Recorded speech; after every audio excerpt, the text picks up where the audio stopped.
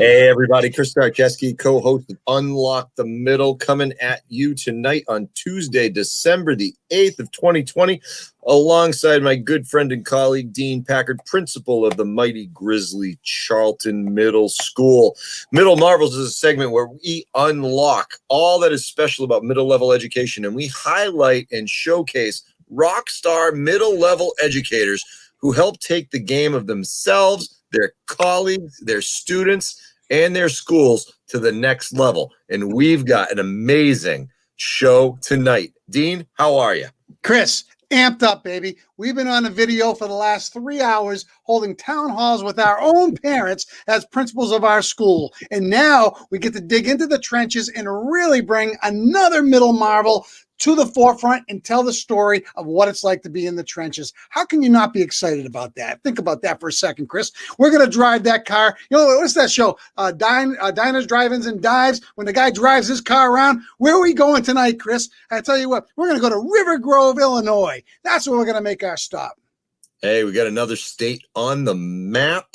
Bang, check that Middle Marvel Hall of Fame, Illinois. Welcome, and welcome River Grove. Let's go ahead and bring our guest in, Dean, and get down to business, because you know what? Her story is one that people need to hear. Let's do it, Chris. Why don't you take the bio introduction, okay? All right, you go ahead and bring her on into the room. Hey, everybody, it's my pleasure to introduce to you Middle Marvel number 23, Michael Jordan's number. Yes! Rupnick. She is a 7th and 8th grade ELA teacher at the Rhodes School. She is an educator of 13 years in tenure. Follow her on Twitter at Rhodes 7 and 8 LA.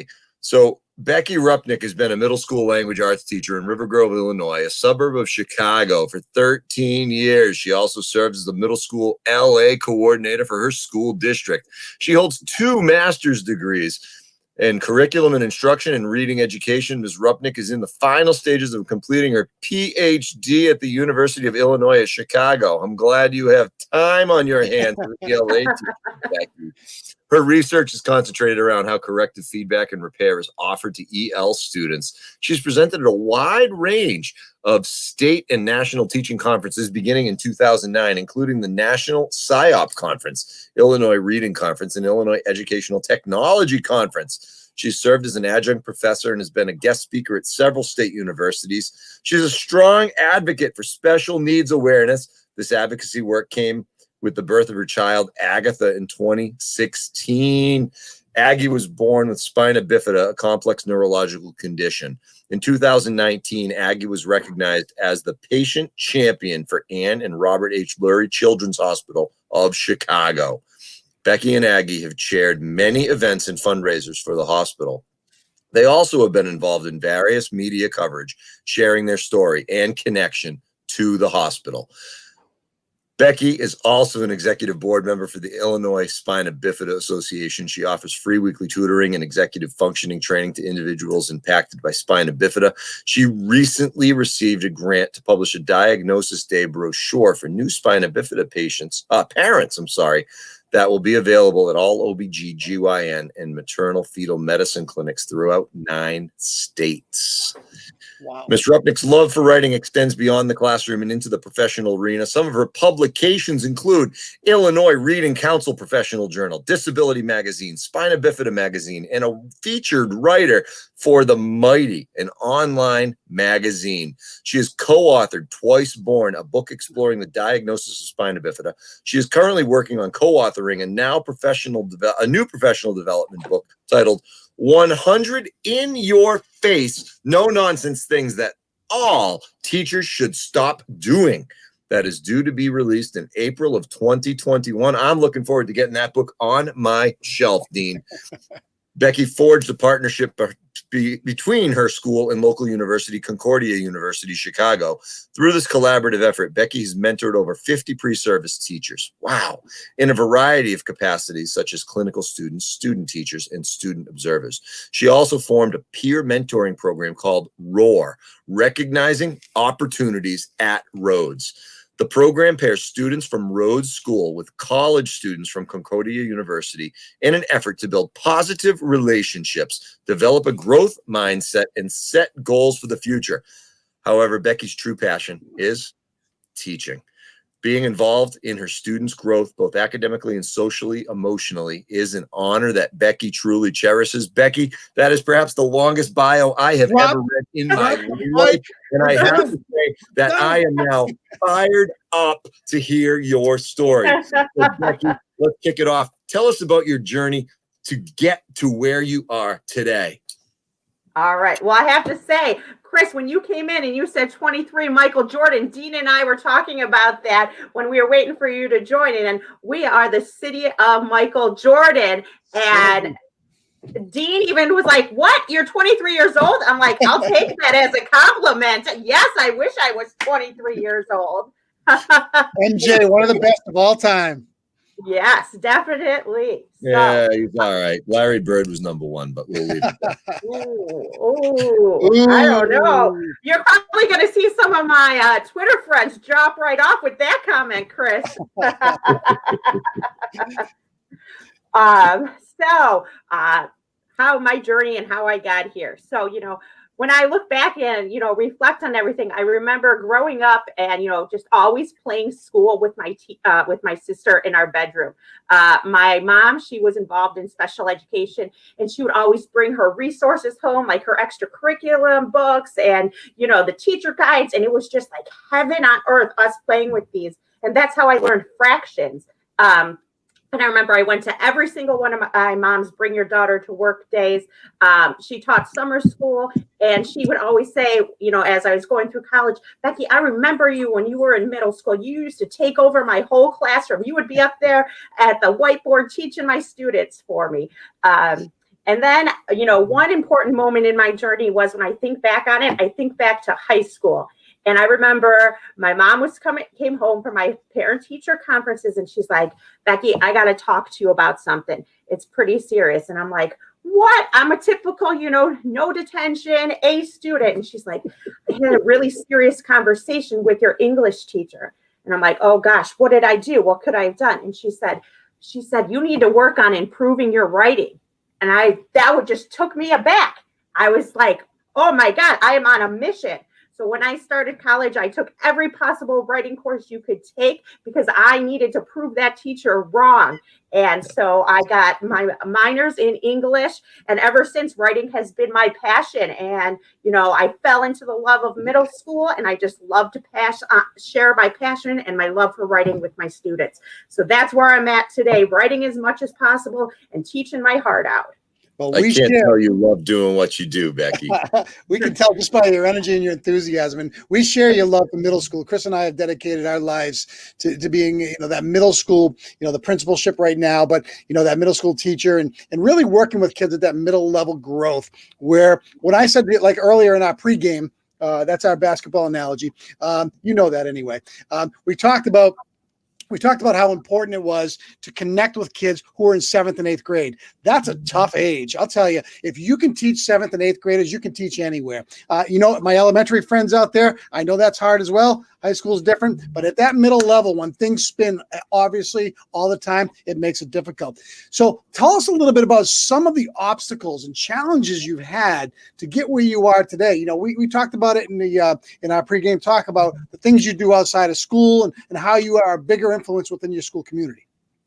Sure. Yeah. So I'd have to say, right now, a lot of schools and a lot of districts across the nation are facing this challenge. And I got to say, my number one challenge right now is remote learning, hands down. Yeah. I was telling Dean in our pregame, I haven't seen my students. We have not been back in the building since March 13th. So it's been tough, building that and maintaining that relationship is such a key factor in middle school teaching and learning. And then having to do that through the online component just makes it so much more challenging. But I think what's helped me is focusing on those social emotional learning, getting those students, able to understand that this is a trying time. Everyone is going through this. We're going through it as a nation. We need to stand together, united. And I always have the mindset in my head that everything has to be Maslow before Bloom. Everything has to come Maslow before Bloom. And that's the mentality that I go into teaching with every single day. And I have to say, though, too, that remote learning has completely changed my perspective on a lot of things that when I was in person, I thought, wow, these things, I really need to focus on it. And, remote learning, it's just, again, made me emphasize the social emotional learning aspects. I've really honed in and focused on those essential questions and always having my goals and purposes posted for everything. So my students understand the connection to the real world. Why are we doing this? Why does it matter? Why is it important? They need that. They need to hear that so that they're able to understand what they're doing in remote learning is just as important and as prominent as what they're doing outside in the classroom if we were in person, Wow, Becky. Yeah, go ahead. Yeah, sorry. No, you go, Chris. Sorry. All right. No, I heard you talk about the real life application. And, for middle school, high school, it's so important for kids to be able to understand how the skills that they work on translate into, big people skills. Talk a little bit of how you incorporate those real life lessons into the daily routine and really captivate your kids.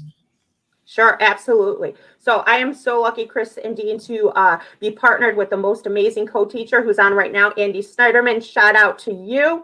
And together we work really well, and we hone in on 3 huge themes in our classroom that are seen across all of our classes. We strongly believe in student choice, project-based learning, and collaboration. And everything we teach is through that methodology. And what's beautiful about the power of language arts is that we have the ability to choose our topics for writing. We are a textbook-free classroom, so we have a lot of teacher choice, and we use that choice to give our students choice. So whenever we're about to start a topic, we let our students pick, what do you guys want to write about? We're going to be working on argumentative writing. We're going to be working on explanatory writing, but you guys pick the topic. And just this year, we've had some great topics come up. I'm so proud of my students. They've been working on gender equality issues, veterans issues, the purpose of the Electoral College, political leaders and their use of social media, and even limits on screen time. So I think that, giving them that choice and really focusing on projects and learning the standards through projects really helps to connect everything to the real world and make their learning purposeful and bring their learning to life. Now, wow, tremendous amount of student agency in that classroom, man. Yeah. That's awesome. How about any interdisciplinary units with history, with ELA? You doing anything in that capacity? We always try and connect with our social studies and our science on the forefront, definitely. We're going to hit vaccines pretty soon in my AP Language Arts class, and that ties in really nicely to our AP Bio unit that our science teacher, Rebecca Prince, teaches. So it's just wonderful that, we have such a tight-knit, we're a one-school district. So I was telling Dean, we are a tight-knit family. We try and do everything together. I'm hearing AP at the middle level, Chris. Did I just hear that? Me too. How about that? Yeah, we got that enriched level. I like that. That's hacking into something else, which we could probably get into that in a little bit. Listen, 13 years in the field of teaching. There's got to be something that really resonates with you, a time along the journey that has stuck with you, that has helped develop you to become the educator that you are today. Can you speak to a time like that? Sure, absolutely. So, one moment that stands out in my career, it just recently happened, but it was just such a purposeful moment that I feel like I got to share it. So like Chris mentioned in my bio, I formed a program called ROAR, which is Recognizing Opportunities at Rhodes. It's our take on Big Brother, Big Sister. So I would go to our university that's about 15 minutes away from our school, Concordia University, shout out to the Cougars, and recruit their service teachers to come and work with some of our high-risk students. We would do interest surveys and match them up with, based on their passions and things that they like. And they would come and work with our students. We would do games, once or twice a month. And so in my first year during ROAR, I personally had a 7th or an 8th grader, who was having just a really, really hard time. He was going through some major SEL issues, major things at home. And you could see that being reflected in his schoolwork. He was a DNF student the entire 8th grade career. And, it was just one of those kids you felt a special connection with. And so then the following year, it's my day to meet with the mentors, the new set of mentors coming in from Concordia University. And I get a buzz from our principal, Mr. McConnell, and he's like, Mrs. Rupnick, there's a student here to see you. Can he come visit from last year? And I'm like, send him down, send him down. And this student comes in and he shows me his report card from high school, his freshman year. And he's like, look at this, Miss Rupnick. Look at, I got straight A's. And he's like, you need to give this to my mentor, Andrew. I need him to see this. He told me how to do this. He taught me how to do that. And I mean, it was just so powerful that this connection, you know, that he had with this college student motivated him and set him up with the path for greatness. And to add on to that, I was just on our Leiden High School website, saw a picture of this student leading a business plan presentation. So it just came full circle, you know, and that just shows the power of relationships in the middle school. You know, they can take kids anywhere, and that's why we got to focus on it. You know, she said the business plan. You know, these are things that I think from a financial literacy standpoint, you know, we can dig into that a little bit later. But every time we have a middle marvel on or a speaker on, I walk away with 4 things that I can actually take back. So thank you for planting the seed with me on that. Absolutely. So Becky, you know, obviously you're student-centered. Obviously you're passionate about your craft and taking kids to the next level. What excites you the most about your position as an English language arts educator? Absolutely. I was telling Jean again in our pregame that there is never a dull moment in that 7th and 8th grade classrooms. You know, you just got to love that age.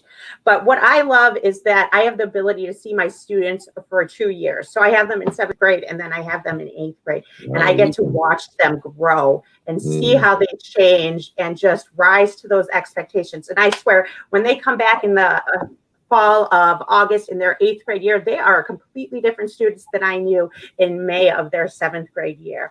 And, you know, I just find so much passion in building these relationships. And I am just truly honored when my students, they come back and visit. They invite me to their high school events. Last year, I had a group of high schoolers write a story about my daughter and her special needs. And she was the focus in their Perseverance magazine. And I got to go see them and watch them present. And I mean, it was just a stream of tears. So just being part of the students' lives is just what impacts me the most. I think also we have total trust from my administration, which I completely love. Anytime you have a new idea, or me and my co-teacher, we want to try out something new, we go to our principal, we go to our assistant principal, we say, hey, we just thought of this. We think it's going to work. We're not 100% sure, but we want to try it out. Here's our plan. They say, let's do it.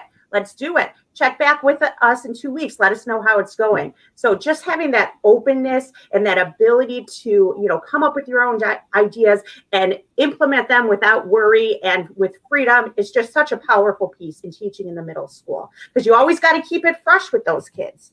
You sure do. Hey, $1 million question. Rodman or Pippen? Who's your favorite? Oh, that's a tough one. I'm going to go Pippen. I'm going Pippen for sure. God comes through. Wow. I didn't know which way you're going to go with that one there. So I had to throw that in. All right. Navigating back very quickly. Let's talk about this. You said you've had a lot of student teachers in your classroom. You've mentored a lot of people. What advice would you give to a teacher just starting out, you know, amidst COVID, number one? We know how difficult that is, but just starting out in the business, what would you say to a person? How would you help them plant the seed to succeed? Yeah, you know, when I look back, Chris and Dean, at my first year of teaching, I'm like, who was that person and what on earth was I doing?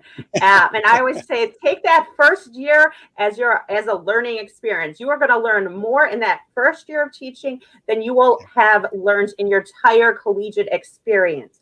And they need to be ready to accept and take on that challenge. And I think it's really powerful that schools, when they have a colleague mentorship program, that the new teachers have those colleagues that they can rely on and look to, and not be afraid to ask questions or ask for new ideas. You know, I think we have to get in the mindset that asking questions is not a sign of weakness. It's actually a sign of strength, that you're looking out and you're trying to do what's best for your students, which is key.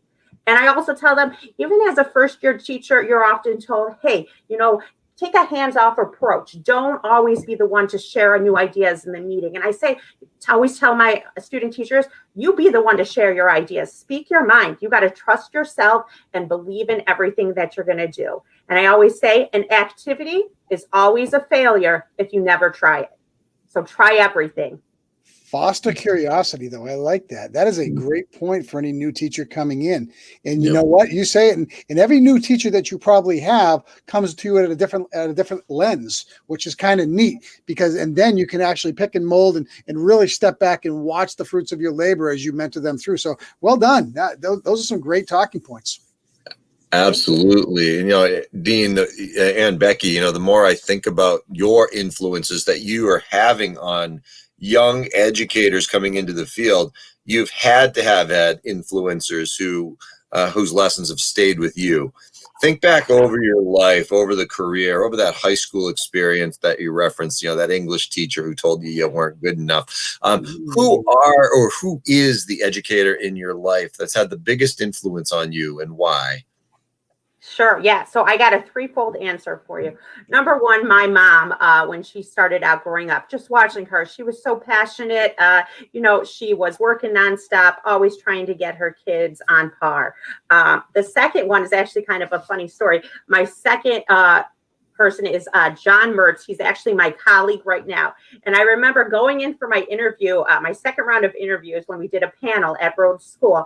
And my principal at the time, she's like, here's who's to interview you. I brought in the director of recycling, John Mertz. And here I am as nervous as heck at this interview. And I'm like, the director of recycling? I don't got this job in the back. There's no way. Why is this person here?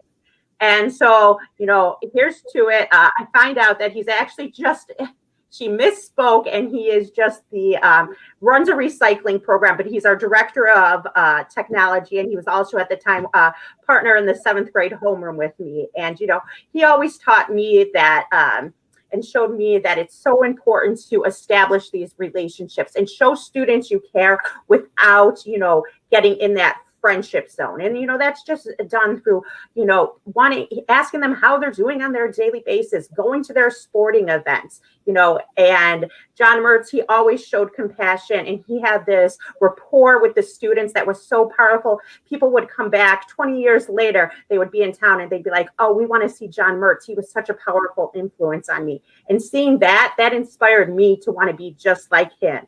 And I remember, my first year of school, or first year teaching at Rhodes, I would walk down this hallway leading to his office, and it would just be covered with awards for John Mertz. And I was like, this is the guy I need to follow. This is the guy. And he's the one who got me into presenting and, just trying new things. So shout out to John Mertz. Thank you for being such a great mentor. And then, like I mentioned before, my co-teacher, Andy Snyderman, she is just a top-notch girl. She works with our ELL students.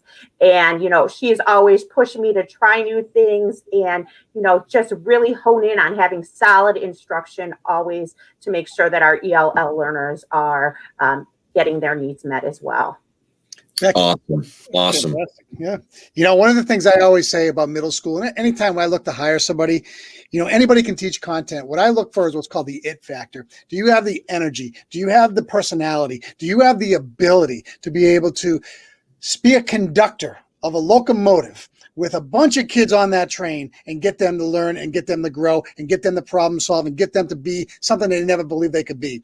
And those type of people that you mentioned, that you gave a shout out to, those people just have it. And, we're lucky. We have schools, both Chris and I have schools that are filled with people like that. And that's what makes the whole process of learning even better. Hey, tomorrow in your class, what's planned? What do you got going on? What's the next lesson? Oh man, tomorrow in my class, off script now. I want to know what's happening. Yeah, Dean called me out on having my notes, but that's all right. I'm a writing teacher. I could have notes. Actually, unfortunately, tomorrow, you caught me on a bad day, is we are taking a map testing all day. Yeah, major bummer. But I'll tell you about the day. Well, first I got to give a shout out to my 7th and 8th graders who took the map reading test today and rocked it for not being in school since March 13th. Guys, these scores were through the roof. I mean, we're going up 10, 15 points. I couldn't be more proud. So students, nice job. But what we got planned, let me just peek over at my lesson plan book is, so my 7th graders are going to be working on, we follow a Marzano vocabulary curriculum. So, all of our words that we use are intertwined in that interdisciplinary between all subject areas. So we're coming up on a review before our final test, and they are going to be doing a Jamboard choice board activity. So they get a multitude of ways to use their words, and it's all about student choice. You use each word once, boom, there's your project. Then nice. My AP students are going to be doing a flip grid where they're going to be recording their final thoughts on gender equality. We've been studying it. We've been researching it. They're going to be sharing that out, and then they'll be giving rebuttals to each other. And then my Gen Ed 8th grade is going to be, this is a funny one. They're debating tap and bottled water, which is better.